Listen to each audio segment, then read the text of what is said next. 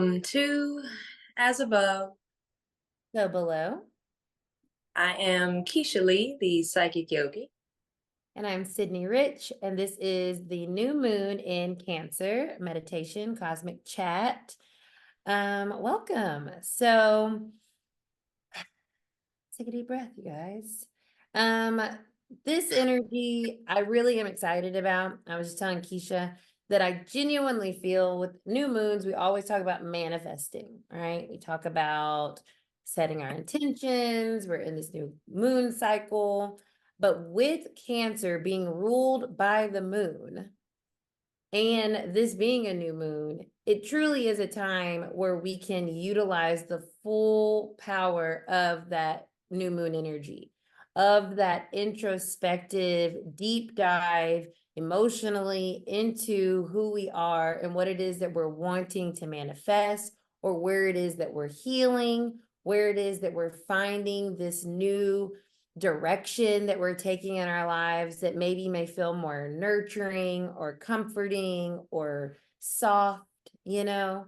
Um, it's I'm also pulling from my own energy. I've been in this oddly harmonious, peaceful place, and I keep being like, did I think myself into this or have I felt my way into this? And because every day I wake up, I'm like, it's still here, it's still here.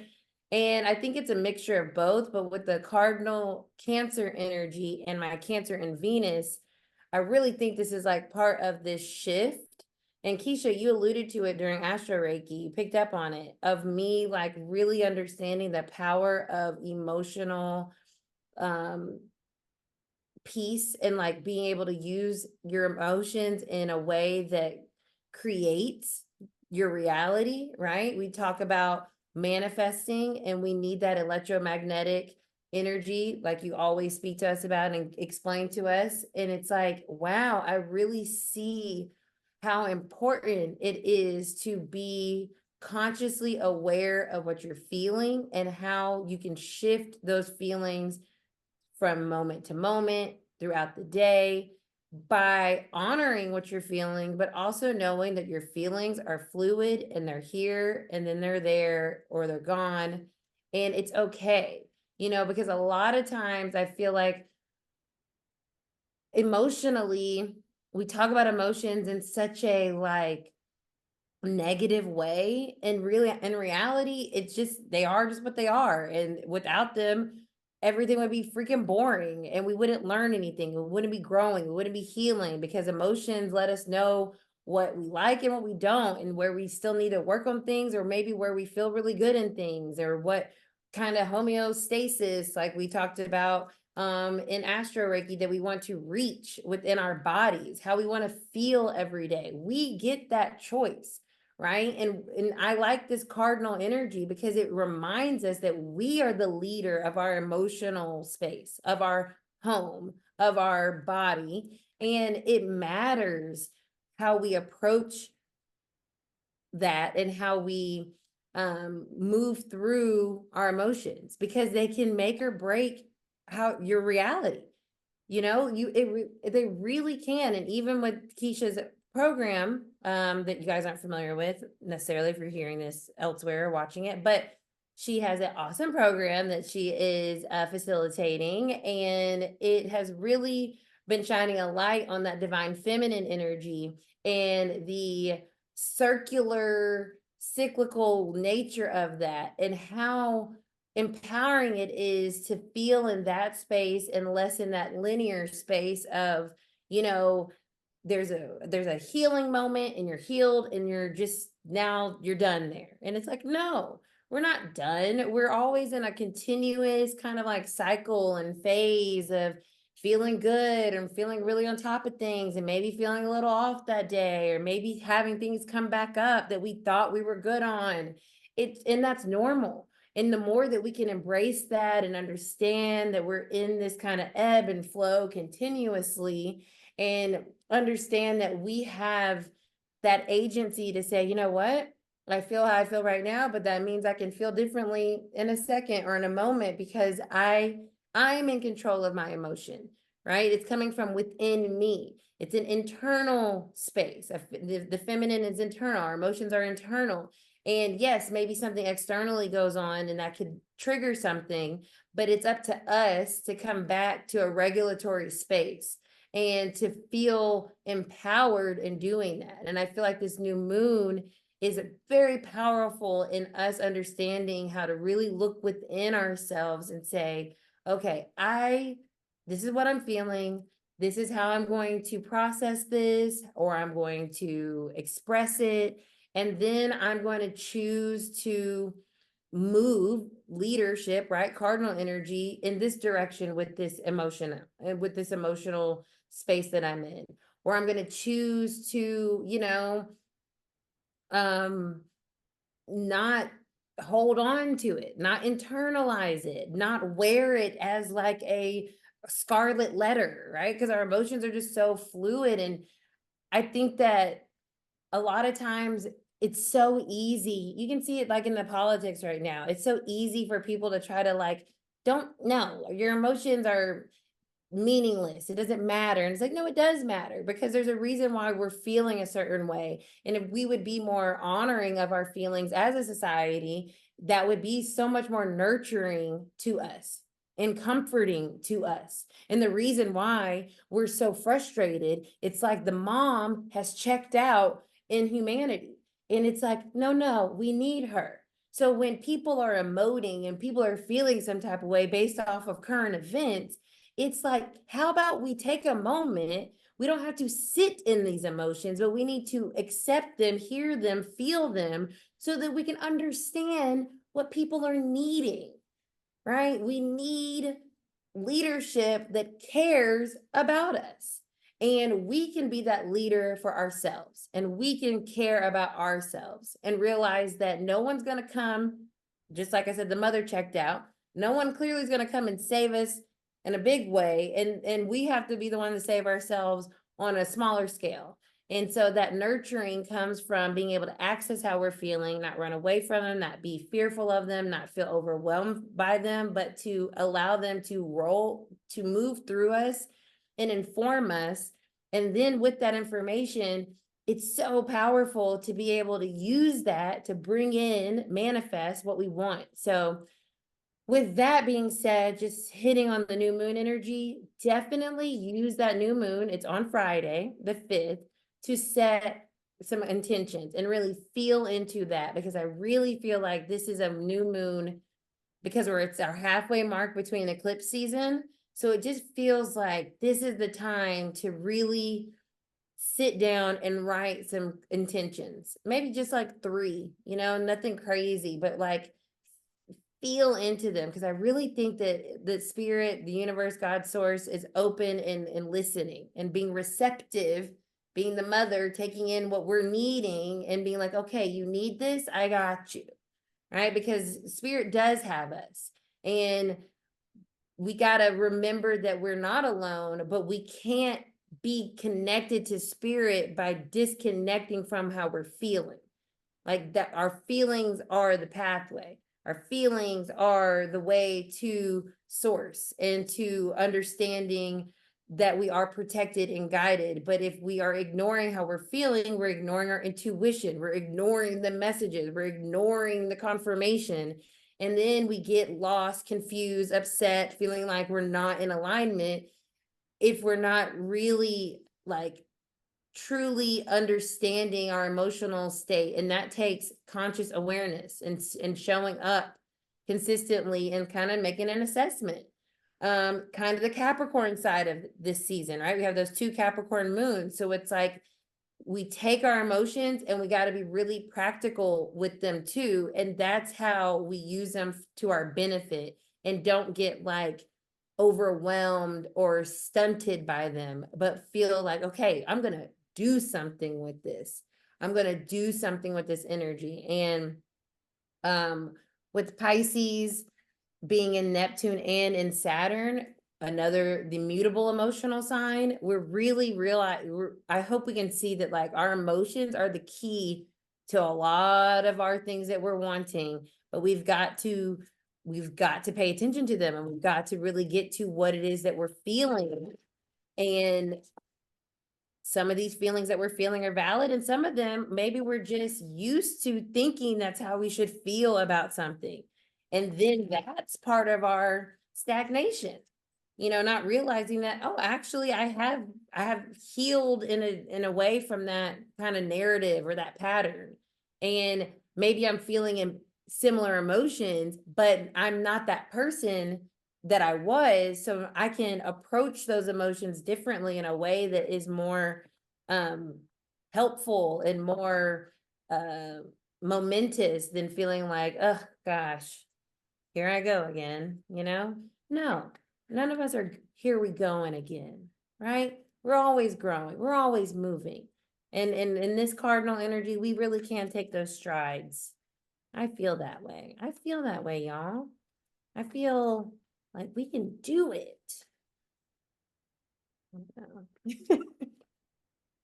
I just really do. Okay. So collective energy message for this Cancer new moon. 7 of Cups at the bottom. Queen of Swords. Being decisive. Being discerning. That's what it is. It's discernment, really introspectively looking at our feelings and really discerning, okay, are we just kind of like in a blah mood, or are we like really upset about something? Or are we pretending that we're fine because we're, it's like, it's a discerning energy here. So we're using our discernment with our feelings so that we can actually get clarity, because we have the 7 of Cups at the bottom, which is talking about confusion. So the Queen of Swords is saying, okay, let's get clarity on what we're feeling. And that starts with being discerning. And that discernment can only be sharpened by conscious awareness of all of our emotions, so that we can be more fluid in being able to decipher what's getting us stuck in our head, 8 of Swords, or what is our intuition really telling us, right? The 8 of Swords is a woe is me energy. And that's because it's a mental space. And she's standing in a puddle of water, and it's telling her, trust your intuition, trust your emotions, not what you think is going on. But you have to also be aware of what you're feeling more regularly, so you can be more trusting of those emotions and of that intuition. Knight of Cups. And then we can move forward. That's that directionality. That's that forward movement. That's that love, that nurturing, that kindness, that care, that attentiveness. That's that romanticizing energy of saying, you know what? Maybe I'm having a bad day, but let me work with this bad day. Let me see what it's giving me. Right? When they say romanticize your life, that's kind of that energy. It's like, yeah, a bad day can still be a good day if you let it be what it needs to be for you. Maybe you just need a day to be off.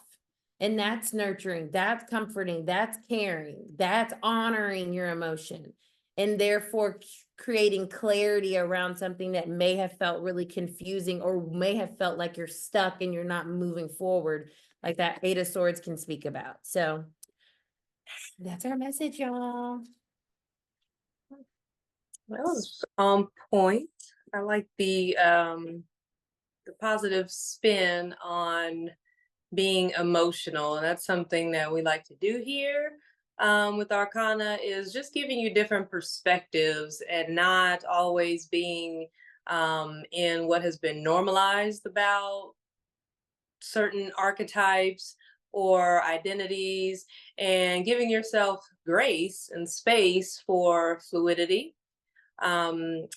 And so with that being said, this week has been interesting. I tend to feel intuitively and just instinctively the like retrogrades for whatever reason. I feel the shift like a few days, or with Mercury retrograde, like a week before its pre-shadow phase. So before it actually hits retrograde, I feel it like 3 weeks out versus the two.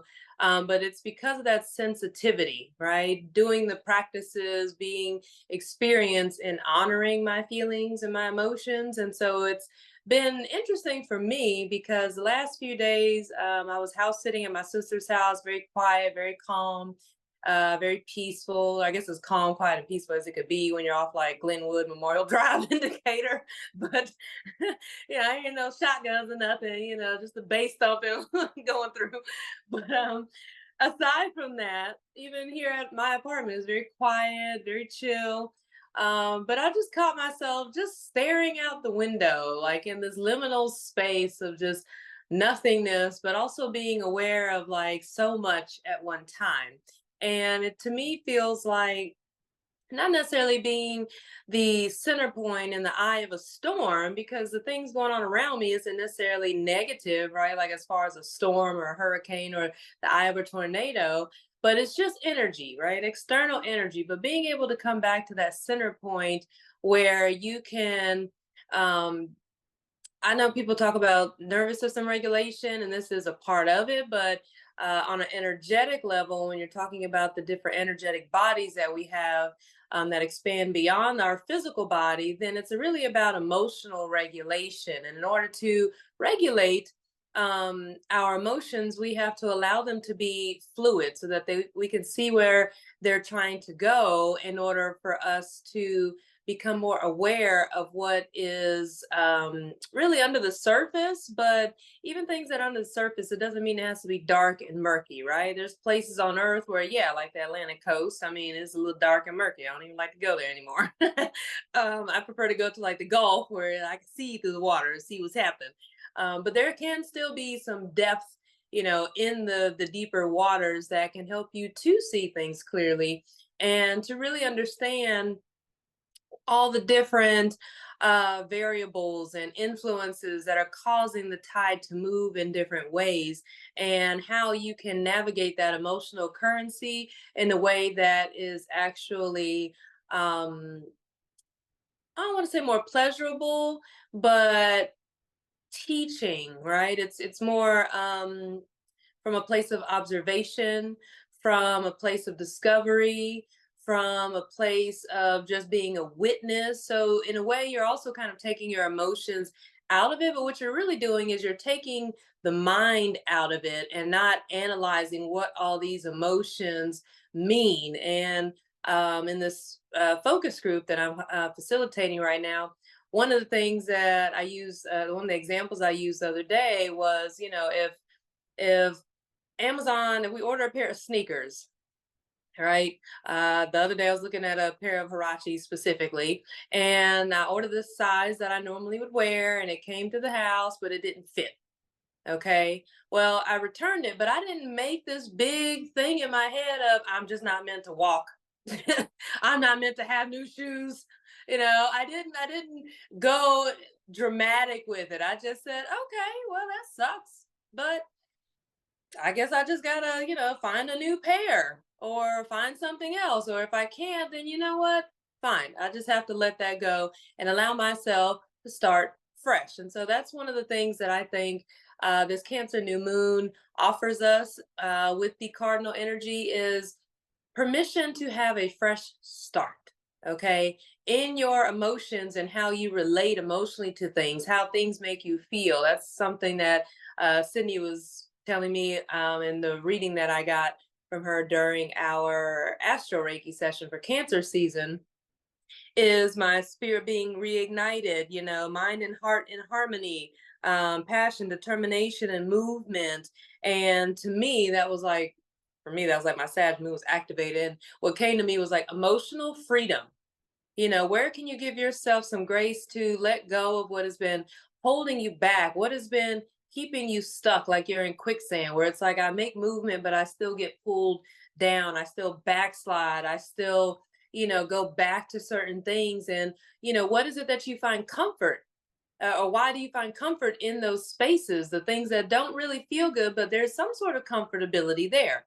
Maybe it is because it's something that but also maybe it's because you haven't really regulated your emotions to a space of giving it what's possible as well. And so in this focus group, one of the things that I talk about is resourcing yourself, and not only just bringing your awareness into your body and down through the body and grounding out into the stability of Earth, the security and presence of Earth, but also resourcing yourself by bringing forth and bringing online those moments where you experience joy and happiness and fulfillment and pleasure and possibility and synchronicity, and where your intuition was hitting and on point, and magic was happening for you. Like, come and bring those places, bring or that part of, I'm sorry y'all, I'm a little blissed out. I'm in samadhi, as they call it, bliss in yoga, because I did my Ashtanga yoga practice before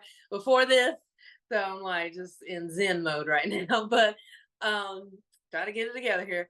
But when we remember and offset the discomfort, the pain, the trauma, the disappointments, the heartache, the heartbreak, the betrayal, the abandonment, the rejection, when we offset that by remembering to resource ourselves with the pleasure, the joy that our body also knows, that we've also held within our physical being. Like, the mind also knows that, but what it's going to do is it's going to try to protect us from the worst case scenario, right? And so because of it trying to protect us from the worst case scenario, that is actually what's going to be more potent in our energetic field, right? In our mind and in our emotional space. And so you have to take that self leadership by saying, okay, I'm witnessing this. I'm aware that this is happening. And so from this space, I'm either going to consciously allow myself to navigate through these deeper waters, knowing that there's still a lighthouse. I can always come back to shore. I can always come back home. I can always completely abandon all of it, jump ship if you want to see what happens. Um, or, you can just decide to, okay, this is how I'm feeling. And then through that process of self leadership, say, all right, how can I make this work for me? First of all, I like to do what I call the spiritual AAA. So, first thing is finding acceptance, and awareness of what is happening. Like, okay, I'm having a shitty day. It was good and then it went left. And I don't like that this happened. This doesn't make me feel good. I'm tired of this, and compartmentalizing all that, because then you're starting to pinpoint and you're making those things more digestible and finite to work with, instead of it being this huge, overwhelming, I ordered some shoes and I didn't get the pair didn't fit. Now I just am not meant to walk type of situation. Okay. So when you are able to take self leadership and say, okay, I'm aware that this is happening, right? You presence yourself in the moment. And I'm aware that this is happening. And then taking to the next step, I can accept this, right? Just I accept that this is not what I was expecting. This is not what I was hoping for. This is, I can accept that this is not where I saw this going. This is, I can accept that I don't really like all of what this is offering me. When you come to that space of acceptance, right, you actually take the charge out of whatever that emotion is at the moment, by kind of putting it in a box, saying, I see you, right? And you put it in like a little box. And from there, you can say, okay, well, now what do I want to do with this? How do I want to alchemize this and turn this into something that could be more favorable? And something else that I teach is to flip the script, and not necessarily flipping the script like going to the complete opposite. So if you're having a bad day, just trying to offset it by saying, oh, I'm having a great day. No, your brain, your physical body knows that it's not having a great damn day. Okay. But what you can do is say, this is just a moment in a day, in a week, in a month, in a year, in my entire lifetime, right? Or I can accept that this is what's happening right here, right now. And it just kind of bundles everything, right? So it doesn't seem overwhelming. And then from there, through that space of self leadership, the second step out of awareness, the second step is that acceptance and finding, if you can, some sort of amusement to it, right? Amusement helps to up level the energy and the vibration that you're holding. And it also helps you see things from a different perspective. And from there, that higher vibration, that higher perspective, asking for assistance, whether that's through your connection to the divine or reaching out to someone. Like I reached out to Cidnee yesterday. I was like, hey, you busy later? I just feel like I need to connect with someone, and she said she was doing some things. I said, okay, well, I'm just feel things out, and then if I need to, is it okay if I call you again later? But bring, or sometimes I'll call on the source to like, hey, can you make something clear for me, or what do I need to do? I might grab some cards, might meditate, whatever I feel intuitively inclined to do. But that will help you to offset and recalibrate your emotional space. And then also something in the tantric practices that you can do that is very, very vital in emotional regulation and acceptance of the whole of who you are is to offset that with pleasure, right? And so that's why self care, especially during Cancer season, is so important and put in the forefront because self care isn't just like oh, it's not a vanity thing. I mean, it can be. I'm a Libra. I know. I'm like, I'm gonna do him all my, stuff. And I'm half Korean. So it's just, that's just what it is. Okay. But aside from that, offsetting the pain or discomfort and the yuckiness of life with things that are pleasurable helps your nervous system to regulate your emotional space, okay, through the production of hormones, because it will then tell you, especially as women, we have a whole different hormonal regulation system than men do. And fortunately, the medical world and science is starting to get that we're not just many versions of men. We are a whole separate entity. Okay. And so, anyways, that's a whole different spiel. But especially as women, practicing self care as a radical act of self love, whether it is for vanity metrics, whether it is for wellness and longevity, vibrancy, vitality, offsetting your discomfort, the negative, yucky, icky stuff with pleasure helps to rewire your brain to know, oh, this is also an option. And what happens is the same thing when you take a deep breath when, shit hits the fan, it will start to happen even faster because it's a practice. And the more you practice something based on the science of neuroplasticity, the brain will start to shift and to form, to recalibrate to that new story, to that new experience. Okay. So it's always very important if you're moving through Cancer season and dealing with certain emotions that don't feel the best, to learn how to come back home to self and resource yourself, regulate yourself within through self leadership and becoming aware of what it is that you're feeling. If you can, accept it and just sit with that. Sometimes acceptance of a feeling or emotion, that's especially one that's heavy, like grief, or like a breakup or something, having to let go, it can be very heavy. And sometimes it takes a little bit longer to move through that acceptance phase. But when you do, see if there's some amusement that you can add to the mix, right? To uplift the energy. And then as you elevate, come back to that space where you are resourced, where you have experienced pleasure, happiness, joy, and all that. And then take an action step that will orient you back to that space so that you can say, okay, well, this is happening, but I have a different perspective. I can shift myself back into pleasure to offset and counterbalance some of that. So I know I shared a few different techniques and tools just to clarify and to add on to that. The first one was the self leadership, moving from pain to pleasure and emotional regulation. The second one was that spiritual AAA, as I like to call it, awareness, acceptance, amusement. Acceptance and amusement go together, and then asking for assistance if you need that. And then let's see, something else with the acceptance is like labeling those emotions, calling it out for what it is. Maybe you see it even as a color. Maybe it has a different name. Maybe you want to call it Bob. I don't know. or Steve, or attach a certain emotion. If you had a very traumatic experience with a particular person, then labeling that, kind of connecting that together so you don't take that and imprint that into every other scenario that might seem similar, right? Um, and then also coming to a point where if it gets too much to where you're in your head a lot, knowing how to become more centered in the head is a great place to start in order to dive deeper into the heart space. So within the head space, what you can do is visualize a line of energy. It really just gives your mind something else to do instead of thinking about all this other shit.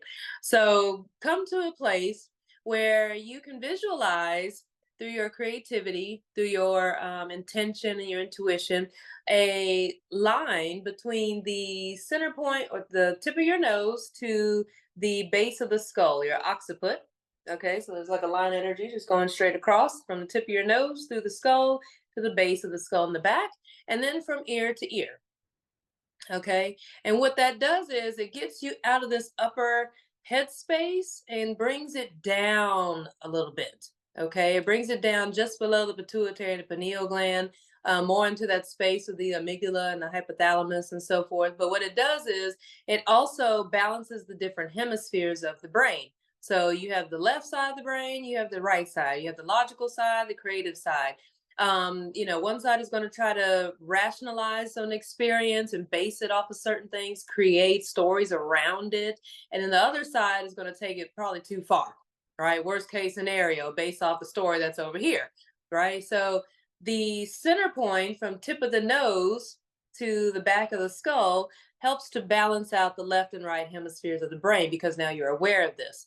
And then the center point from ear to ear, that helps to balance out the front and the posterior brain, which the posterior would be where our primal brain, our subconscious lies, and then we have the emotional space within the middle. And then in the front of the brain is the place which is also about logic and rationale and just thinking, making sense of what's going on, conscious thought.